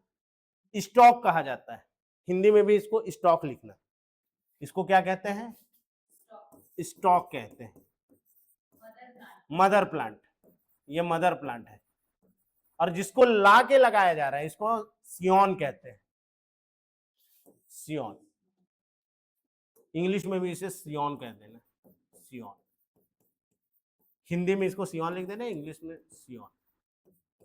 तो जो एक सियोन को एक स्टॉक में पेस्ट किया जाता है, एक स्टॉक रहेगा, एक सियोन रहेगा। सियोन को ला करके स्टॉक में पेस्ट कर देंगे और यहाँ पे ऐसे पट्टी भी बांध देते हैं, ऐसे ऐसे करके ना।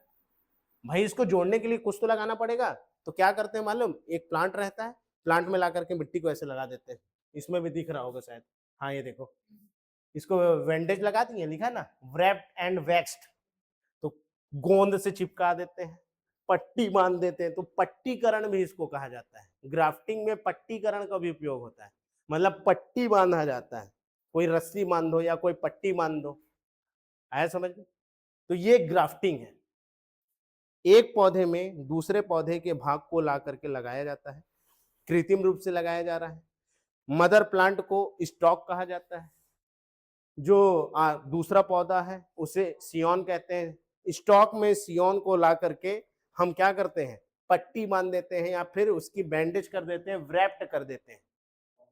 यही प्रक्रिया ग्राफ्टिंग कहलाती है। ग्राफ्टिंग किस में मिलता है, इसका उदाहरण हर एक में लिखना है। ग्राफ्टिंग में जो ग्राफ्टिंग है उसका उदाहरण कौन कौन सा है, किसमें मिला, आम। अब तो क्या हो गया जानते हो, मान लो एक कमली आम है, ठीक, एक आम है, अब उसमें आपको सिंदूरी लगाना है, तो आप उसको काटो ऐसे और सिंदूरी वाला लाके लगा दो, तो वो सिंदूरी निकलेगा, ये कमली आम निकलेगा। बैगन टमाटर में भी कर सकते हैं। बैगन टमाटर में भी हो सकता है, अब तो नया नया प्रोसेस हो गया है। अब नींबू भी लगा सकते हो आम में, ऐसा अभी तो नहीं होगा आपके में, लेकिन अभी इंदिरा गांधी कृषि यूनिवर्सिटी में बिही के पेड़ में नींबू हुआ है। ये भी अब नया नया टेक्नोलॉजी आ रहा है, आ रहे समझ। तो ग्राफ्टिंग की प्रक्रिया का अगर आपसे उदाहरण पूछेगा तो ग्राफ्टिंग की प्रक्रिया में सेब और आम लिख देना, ये सबसे फेमस है, सेब और आम। सेब और आम में हम लोग ज्यादा उत्पादन करने के लिए यही करते हैं, एक पेड़ है उसी को छीलते जाओ, उसमें ला ला के छोटा छोटा शाखा ऐसे लगा दो, उसी स्पीसीज का, उसी वेराइटी का, तो उससे क्या होगा, एक बहुत सारा आपको आम मिल जाएगा कम समय में। अरे मतलब एक नया शाखा आप अपने से कृत्रिम रूप से रख रहे। तो ग्राफ्टिंग हो गया, लेयरिंग हो गया, और ग्राफ्टिंग हो गया, लेयरिंग हो गया, और कटिंग हो गया। लास्ट इसका है आज का जो अलैंगिक प्रजनन का plant tissue culture. Plant tissue culture में क्या होता है, देखो एक पत्ती जो होता है, एक पत्ती जो होता है उसमें कई सारे टिश्यूज होते हैं।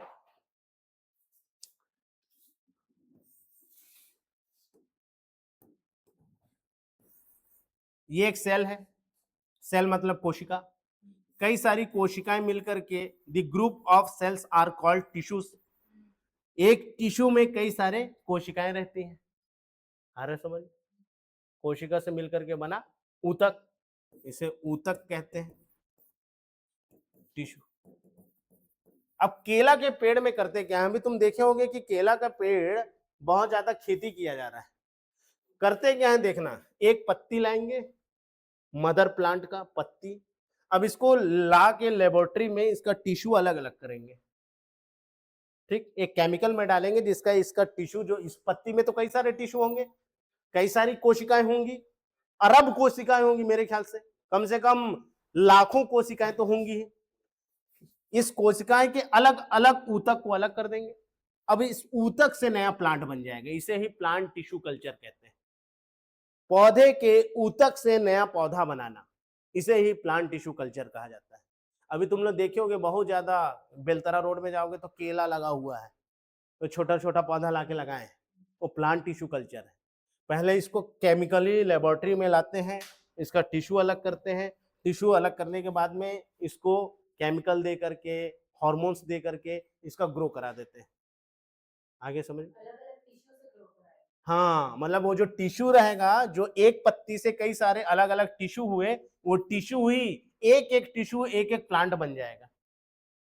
सोचो, एक एक टिश्यू, तुम्हारे एक बॉडी में कितने सारे टिश्यू होंगे, अगर इंसानों में हो गया, चाइना ये कर रहा है अभी, वो टिश्यू कल्चर इंसानों में कर रहा है, पौधे में तो हो गया, मतलब अब इंसानों में भी हो सकता है, तो अभी वो प्रोसेस कर रहा है, और हो सकता है, ये हो सकता है, क्लोनिंग इंसानों में भी हो सकती है, अभी उसी की चूहे में तो हो गई है, तो इसमें भी हो सकता है, समझ रहे। तो इसका उदाहरण कहाँ है, इसका उदाहरण किसमें देखने को मिलता है प्लांट टिश्यू कल्चर का, केला, केला का जो पौधा होता है, केला के पौधे से आप प्लांट टिश्यू कल्चर कर सकते हो, ठीक। ऑर्किड, ऑर्किड प्लांट देखे हो, ऑर्किड, अरे फ्लावर वाला जी, वो गुलदस्ते में दिया जाता है, छोटे छोटे प्लांट रहते हैं, ये देखो।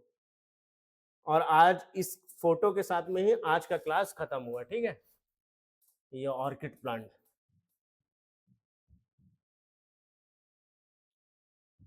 ये जो ऐसा प्लांट दिखता है, ये सुंदर सुंदर से प्लांट, इसे ही ऑर्किड प्लांट कहा जाता है।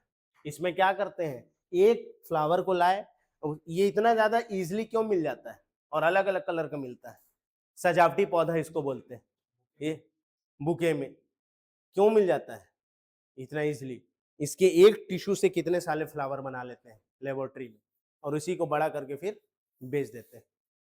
केला में भी अब यही हो गया, केला का जो छोटा छोटा पौधा नहीं लग रहा है वो प्लांट टिश्यू कल्चर से बना है, फिर नया पौधा ग्रो कर जा रहा है। तो आर्टिफिशियल वेजिटेटिव प्रोपेगेशन में कलम लगाना और लेयरिंग और ग्राफ्टिंग और टिश्यू कल्चर, ठीक है। ये था कलम लगाना, कलम लगाने के बाद में लेयरिंग, लेयरिंग के बाद में ग्राफ्टिंग, और ग्राफ्टिंग के बाद में आ गया टिश्यू कल्चर। तो आज की क्लास वो यहीं खत्म करते हैं, लंबी क्लास थी लेकिन समझ में आई होगी, आई होप। कृत्रिम रूप से और प्राकृतिक रूप से अब पौधों में कैसे प्रजनन होता है जान गए होंगे, कायिक कलिका जान गए होंगे। कायिक कली, मुकुल का मतलब अब कली होता है, ये भी ध्यान रखना है, बर्ड होता है। तो आज की क्लास में इतना ही, बाकी मिलेंगे